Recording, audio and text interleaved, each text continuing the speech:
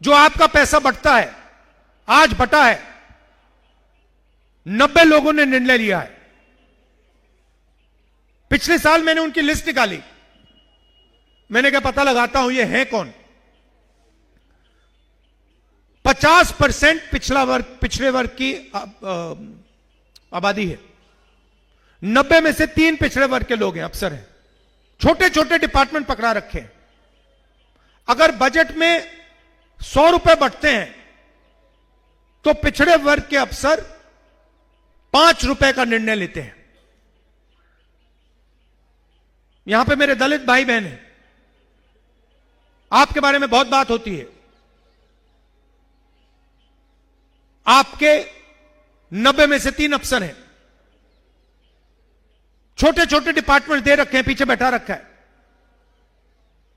अगर कुछ उल्टा सीधा बोलते हैं, एसीआर में करियर खत्म करा जाता है। अगर 100 रुपए बजट में बंटते हैं, दलितों की आबादी 15% है, अगर 100 रुपए बंटते हैं तो 1 रुपये का निर्णय दलित अफसर लेते हैं। आदिवासी 8% हैं, 100 रुपए में से 10 पैसे का निर्णय वो लेते हैं। तो सब मिलाकर दलित, आदिवासी, पिछड़ा वर्ग, अगर आप सबको मिला लो, 100 रुपए में से 6 रुपए 10 पैसे का निर्णय आप लोग लेते हो, और पैसा आप दे रहे हो। जीएसटी दे कौन रहा है? गरीब, जनरल कास्ट के लोग, पिछड़ा वर्ग, दलित, आदिवासी, माइनॉरिटी, यही तो दे रहे। अदानी थोड़ी दे रहा है जीएसटी, अंबानी थोड़ी दे रहा है, आप लोग दे रहे हो। और फिर आप देखते हो कि भाई हमने जीएसटी दी, बजट में हमें पैसा नहीं मिला, बैंक से हम पैसा नहीं ले सकते, रोजगार नहीं मिलता, छोटे व्यापारियों को खत्म कर दिया,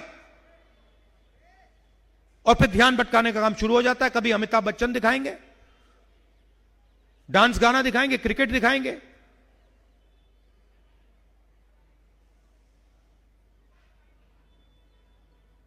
कुंभ मेला में धूमधाम से दिखा रहे थे,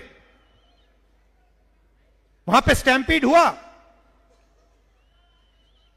लोग मरे। आज तक देश को नहीं बता रहे यहां कितने लोग मरे। तो इनके लिए सारा का सारा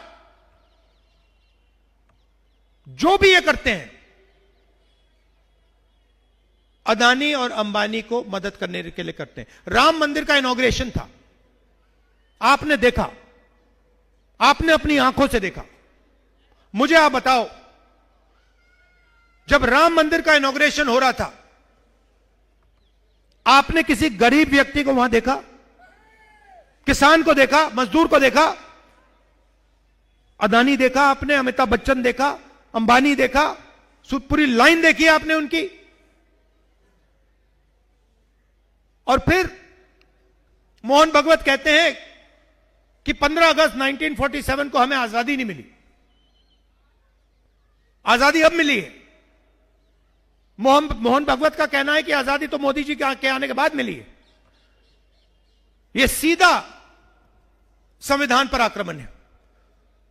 अगर 1947 में आजादी नहीं मिली तो फिर इस किताब का क्या मतलब है? तो यही हो रहा है। और बीच में केजरीवाल जी आ गए, विचारधारा की लड़ाई चल रही है कांग्रेस बीजेपी के बीच में केजरीवाल जी आए, खंबे पे चढ़ गए।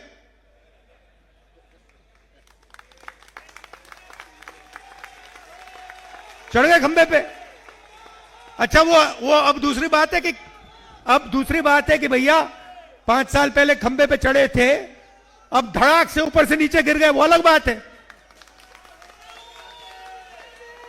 उन्होंने कहा था, देखो मैं खंबे पे चढ़ता हूं, मैं नए तरीके की राजनीति लाऊंगा, मैं दिल्ली की राजनीति बदल दूंगा,